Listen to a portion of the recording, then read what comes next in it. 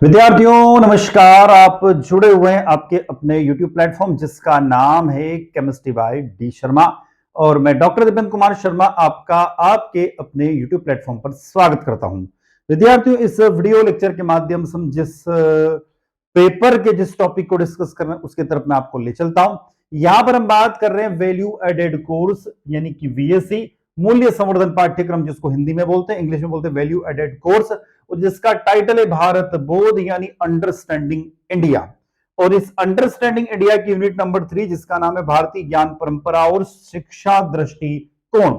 भारतीय ज्ञान परंपरा और शिक्षा दृष्टिकोण, इस यूनिट नंबर 3 का जो पहला टॉपिक है भारतीय ज्ञान परंपरा की प्रमुख विशेषताएं, भारतीय शिक्षा दृष्टिकोण के मूल सिद्धांत, इस वीडियो के माध्यम से हम डिस्कस करने वाले हैं मध्य प्रदेश में लागू नई शिक्षा नीति के अनुसार। तो विद्यार्थियों, देर ना करते हुए पूरे वीडियो लेक्चर को हम लोग डिस्कस कर रहे हैं। चलते हैं वीडियो लेक्चर की ओर, बात करते हैं। ये जो प्रथम वर्ष का पेपर है ये BA, BCom, BBA, BCA, BHSC प्रथम वर्ष में पढ़ने वाले सभी विद्यार्थियों के लिए कंपलसरी रहेगा। ध्यान रखिएगा, अभी हमने कहा कि मध्य प्रदेश के कॉलेजों में पढ़ने वाले विद्यार्थियों के लिए इस पेपर को डिजाइन किया गया मध्य प्रदेश उच्च शिक्षा विभाग के द्वारा according to new education policy, नई शिक्षा नीति के अनुसार फॉर सीजन 2025-26 एंड ऑनवर्ड, यानी सत्र 2025-26 और आगे आने वाले वर्षों के लिए, आगे आने वाले सत्रों के लिए डिजाइन किया गया। क्रेडिट 2 अंक का रहेगा, कुल अंक आपके 100 नंबर का पेपर रहेगा। उत्तीर्ण होने के लिए आपको चाहिए, पास होने के लिए 35 मार्क्स। पेपर का जो टाइमिंग रहेगा मात्र 2 घंटे रहेगा। कुल 10 प्रश्न पूछे जाएंगे जिसमें से 5 लघु उत्तरी प्रश्न होंगे और 5 दीर्घ उत्तरी प्रश्न होंगे।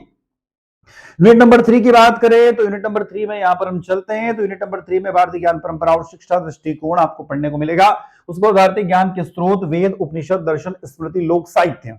उसके बाद अगला जो टॉपिक आएगा वो गुरुकुल परंपरा, जिसमें शिष्य केंद्रित शिक्षण, वाची परंपरा और स्मृति आधारित अधिगम की बात होगी। अगला जो पार्ट हम देखेंगे उसमें बात करेंगे शिक्षा का उद्देश्य, आत्मोत्कर्षी और लोक संग्रह। लास्ट जो टॉपिक दिया हुआ है शिक्षक की भूमिका, आचार्य देवो भव, चरित्र निर्माण और सामाजिक पुनर्निर्माण में शिक्षक का योगदान जैसे टॉपिक को हम लोग डिस्कस करेंगे। बहुत अच्छी सी यूनिट है, बहुत अच्छा सा टॉपिक है, बहुत अच्छा सा सिलेबस है, जिसको पढ़ने से हमें हमारे जो पुरातन या जो हमारी जो पुरानी एंसेंट इंडियन जो कल्चर से, जो एंसेंट इंडियन भारतीय परंपरा है उसके बारे में जानकारी हमें मिलती है। तो देर ना करते हुए मैं चलता हूं आपको पूरे फर्स्ट टॉपिक की बात करते हैं, भारतीय ज्ञान परंपरा और शिक्षा का दृष्टिकोण। इस टॉपिक को हम डिस्कस करने वाले हैं। तो भारतीय संस्कृति एवं संस्कृत का मूल आधार ही भारतीय ज्ञान परंपरा। याद रखिएगा, भारतीय संस्कृति यानी हमारा जो इंडियन कल्चर है उसका, और हमारा जो संस्कृत का मूल आधार ही हमारी क्या है, भारतीय ज्ञान परंपरा यानी इंडियन नॉलेज सिस्टम है। भारतीय ज्ञान परंपरा भारतवर्ष में प्राचीन काल से चली आ रही शिक्षा प्रणाली है। क्या है, हमारा एक एजुकेशन सिस्टम है जो बहुत पुराने टाइम से चला आ रहा है। इसके अंतर्गत वेद, वेदांग, उपनिषद, श्रुति, स्मृति से लेकर विभिन्न प्रकार के दर्शन शास्त्र, धर्मशास्त्र, अर्थशास्त्र, शिक्षा शास्त्र, नाट्य शास्त्र, प्रबंधन एवं विज्ञान, विद्या शाखा इत्यादि के अथाह ज्ञान भंडार भी इसमें देखने को मिलता है। भारतीय ज्ञान परंपरा के अंतर्गत शिक्षा को विद्या, ज्ञान, दर्शन, प्रबोध, प्रज्ञा, वागीश एवं भारतीय इत्यादि शब्दों से परिभाषित किया गया है। तो भारतीय ज्ञान परंपरा के अंदर यदि हम एजुकेशन की बात करें, शिक्षा की बात करें, तो अभी हमने क्या कहा, तो भारतीय ज्ञान परंपरा में शिक्षा की बात करें तो वहां पर विद्या, ज्ञान, दर्शन, प्रबोध, प्रज्ञा, वागीश एवं भारतीय इत्यादि शब्दों से परिभाषित किया गया है। भारतीय ज्ञान प्रणाली के स्वर्णिम इतिहास का अध्ययन करने पर यह ज्ञात होता है कि प्राचीन समय में इस परंपरा का अभिष्ट उद्देश्य सिर्फ और सिर्फ क्या था, ज्ञान की प्राप्ति करते हुए विद्यार्थी के व्यक्तित्व का सर्वांगीण विकास करना था तथा उसे समाज उपयोगी तथा मोक्षगामी बनाना था। इतना कितना बढ़िया भारतीय ज्ञान परंपरा का जो हमारा एजुकेशन सिस्टम था इतना बढ़िया था। पर जैसे भारत में मुगल आए, फिर अंग्रेज आए, तो जैसे हमारा जो एजुकेशन सिस्टम वो डिस्ट्रॉय होता गया, खत्म होता गया। आगे बात करते हैं, भारतीय ज्ञान परंपरा प्रज्ञा का प्रतीक है। भारतीय ज्ञान परंपरा किसका प्रतीक है, प्रज्ञा का प्रतीक है, जिसमें ज्ञान एवं विज्ञान, लौकिक एवं परलौकिक, कर्म एवं धर्म, भोग व त्याग का अद्भुत समन्वय रहा है। इस प्रकार प्राचीन समय से शिक्षा के प्रति भारतीय ज्ञान परंपरा का दृष्टिकोण अत्यंत व्यापक एवं सूक्ष्म रहा है। भारतीय ज्ञान परंपरा यानी कि इंडियन नॉलेज सिस्टम भारत सरकार के शिक्षा मंत्रालय का एक डिपार्टमेंट, एक विभाग है जो स्वदेशी भारतीय ज्ञान प्रणालियों को बढ़ावा देता है। बात करें अक्टूबर 2020 में स्थापित या नई दिल्ली में AICTE मुख्यालय में स्थित है। कहां पर? एआईसीटी मुख्यालय में स्थित है। भारतीय ज्ञान परंपरा और शिक्षा दृष्टिकोण। भारतीय ज्ञान परंपरा इंडियन नॉलेज ट्रेडिशन विश्व की सबसे प्राचीन, समग्र और अनुभव आधारित परंपराओं में से एक है। ये केवल जानकारी देने वाली प्रणाली नहीं बल्कि जीवन को समझने, जीने और संवर्धित करने का दृष्टिकोण है। भारतीय शिक्षा दृष्टिकोण यानी इंडियन एजुकेशनल पर्सपेक्टिव भी इसी ज्ञान परंपरा से उत्पन्न हुआ है, जो समग्रता, नैतिकता, आध्यात्मिकता, व्यावहारिकता और मानव कल्याण पर डिपेंड है, यानी कि आधारित है। बात करते हैं भारतीय ज्ञान परंपरा की मुख्य विशेषताएं क्या है, तो सबसे बड़ी विशेषता उसकी विविधता। सबसे बड़ी विशेषता है क्या? विविधता। ध्यान रखना, इंडियन नॉलेज सिस्टम में क्या विविध है। विविधता का मतलब इसके अंदर धर्म है, दर्शन है, विज्ञान है, गणित है, चिकित्सा है, कला है और साहित्य जैसे विभिन्न क्षेत्रों का समावेश है। समग्र दृष्टिकोण की बात करते हैं, परंपरा केवल बौद्धिक नहीं, मतलब हमारे दिमाग से जुड़ी हुई नहीं है, बल्कि जीवन के सभी पहलुओं जैसे कि हमारा शारीरिक, मानसिक, सामाजिक और आध्यात्मिकता को भी समग्र रूप दिखाती है। अनुभव और तर्क की शिक्षा देती है। इसमें प्रत्यक्ष अनुभव यानी अनुभूति और तर्क शास्त्र यानी तर्क दोनों में समान महत्व दिया गया है।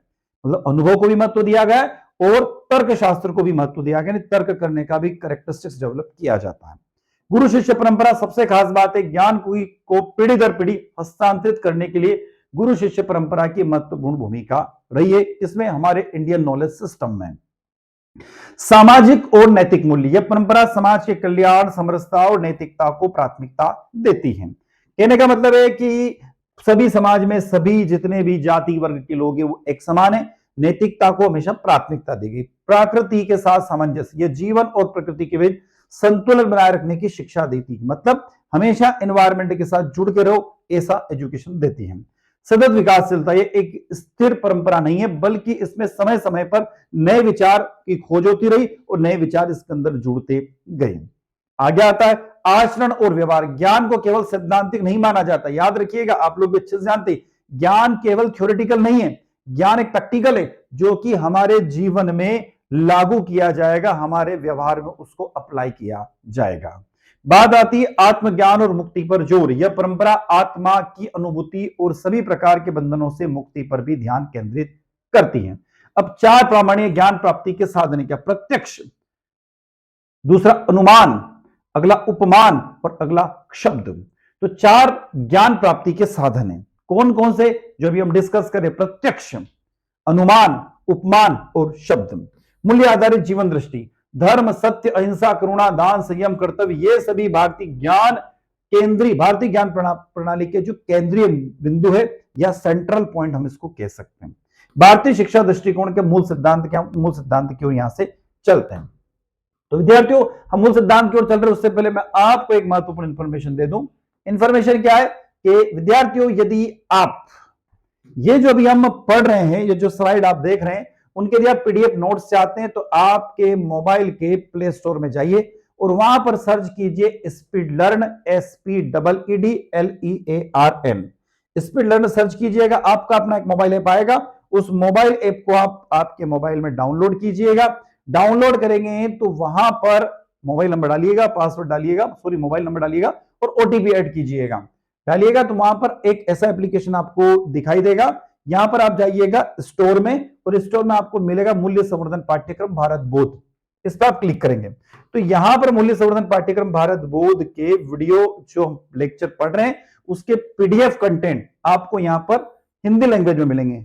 यदि आप इंग्लिश मीडियम के विद्यार्थी भी है तो परीक्षा में आप हिंदी मीडियम में लिखे, क्योंकि इसमें टर्मोलॉजी इतनी ब्रॉस्ट है, इतनी बड़ी है कि आप इंग्लिश में लिखने में आपको प्रॉब्लम आ सकती है, तो हिंदी मीडियम में लिखें। तो यहां पर आप जाएंगे तो आपको मात्र 51 रुपए देना है और जब आगे क्लिक करेंगे तो ऐसे आपको अलग अलग यूनिट्स मिलेगी। यहां हमने पहला पार्ट सिर्फ सिलेबस आपके लिए फ्री कर रखा है, उसके बाद में जो भी कंटेंट्स आएगा वो कंटेंट आपके लिए पेड है, मतलब मात्र 51 रुपए आप परचेस कीजिए और इन नोट्स को आप वहां से पढ़ सकते हैं, इन स्लाइड्स को आप वहां पर देख सकते हैं। विद्यार्थियों, मैं वापस चलता हूं अपने टॉपिक की तरफ जहां हम लोग डिस्कस कर रहे थे। तो हम बात कर रहे थे यहां पर भारतीय शिक्षा दृष्टिकोण के मूल सिद्धांत क्या है। तो शिक्षा का उद्देश्य समग्र व्यक्तित्व विकास, ये बात है। तो शिक्षा का उद्देश्य क्या होना चाहिए? समग्र व्यक्तित्व विकास होना चाहिए। शिक्षा का उद्देश्य क्या होना चाहिए? कि व्यक्ति का समग्र विकास होना चाहिए। जैसे पाश्चात्य शिक्षा जहां मुख्यतः नौकरी, कौशल तक सीमित रहती है, वहीं भारतीय शिक्षा का उद्देश्य विद्या ददाति विनियम, अर्थात शिक्षा विनम्रता, विवेक, चरित्र, कौशल और आत्म विकास का साधन है। याद रखिएगा, भारतीय शिक्षा, जो हमारी पुरातन भारतीय शिक्षा है, वो क्या थी? तो वो थी विद्या ददाति विनयन कॉन्सेप्ट पर काम करती है। यानी कि शिक्षा विनम्रता लाती है, शिक्षा से विवेक आता है, शिक्षा से चरित्र निर्माण होता है, शिक्षा से स्किल डेवलप होती है और शिक्षा से आत्म विकास का साधन डेवलप होता है। जीवन शिक्षा का एकत्व है। शिक्षा और जीवन अलग नहीं है। ध्यान रखिएगा, शिक्षा और जीवन हमारा अलग नहीं है, क्योंकि व्यक्ति जब पैदा होता है और जब मरता है, वहां तक जीवन भर वो कुछ न कुछ सीखता रहता है। अर्थात शिक्षा और जीवन अलग नहीं है। गुरुकुल में पढ़ाई के साथ कृषि, गाय पालन यानी पशुपालन, धनुर्विद्या, योग, संगीत, नैतिक प्रशिक्षण सभी का अभ्यास कराया जाता था।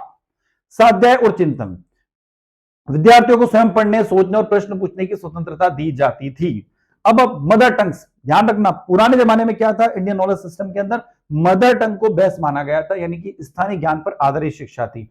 भारतीय ज्ञान में, भारतीय परंपरा में ज्ञान स्थान, समय और परिस्थिति के अनुसार विकसित होता था। बहुभाषिता और स्थानीय ज्ञान को महत्व दिया जाता था।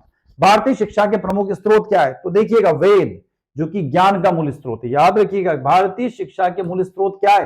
तो भारतीय शिक्षा के मूल स्रोत है वेद, यह ज्ञान का मूल स्रोत है। दूसरा, उपनिषद, इसमें आत्मज्ञान और तत्व ज्ञान की बात होती है। उसके बाद आता है रामायण और महाभारत, ये नीति, धर्म और आदर्श की बात करते हैं। योग और आयुर्वेदिक, ये स्वास्थ्य और जीवन विज्ञान की बात करते हैं। जैन बौद्ध साहित्य नैतिकता, तर्क और करुणा को सिखाते हैं। तर्क शास्त्र, व्याकरण, गणित और ज्योतिष, ये हमारे इंडियन नॉलेज सिस्टम के प्रमुख आधार हैं। इसके अलावा हमारे इंडियन नॉलेज सिस्टम यानी कि भारतीय ज्ञान परंपरा में गुरुकुल व आश्रम पद्धतियां भी महत्वपूर्ण रही हैं।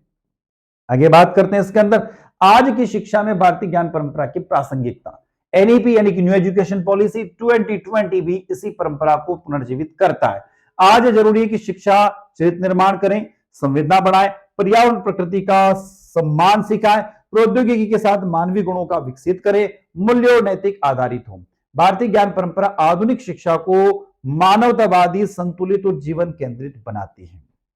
तो विद्यार्थियों, ये था हमारा वैल्यू एडेड कोर्स यानी अंडरस्टैंडिंग इंडिया यानी भारतीय बोध की यूनिट नंबर 3, भारतीय ज्ञान परंपरा और शिक्षा दृष्टिकोण का पहला वीडियो लेक्चर। इसका सेकंड वीडियो लेक्चर जो आएगा वो आएगा भारतीय ज्ञान के स्रोत, वेद, उपनिषद, दर्शन, स्मृति और लोक साहित्य। इसकी लेंथ थोड़ी सी बड़ी रहेगी क्योंकि ये टॉपिक जो पूरे बड़े टॉपिक हैं। तो अभी आपने पहला वीडियो लेक्चर देखा है यूनिट नंबर 3 का। आप बाकी के वीडियो लेक्चर प्लेलिस्ट में आप जाइए, वहां पर देख सकते हैं। यदि आप इनके पीडीएफ नोट्स जो स्क्रीन पर भी चल रहा था स्लाइड के फॉर्म में, उनके नोट्स यदि आप पढ़ना चाहते हैं तो आपके मोबाइल एप्लीकेशन स्पीड लर्नर पर जाइए और वहां जाकर मात्र 51 रुपए में 5 यूनिट के आप नोट्स वहां से परचेस कर सकते हैं। 1 साल की वैलिडिटी है, आप उनको परचेस कीजिए और अपनी पढ़ाई को जारी रखिए। मैं डॉक्टर दीपेंद्र कुमार शर्मा इसी के साथ आपसे विदा लेता हूं। नए वीडियो के साथ पुनः आपसे मुलाकात होगी। जय हिंद, जय भारत।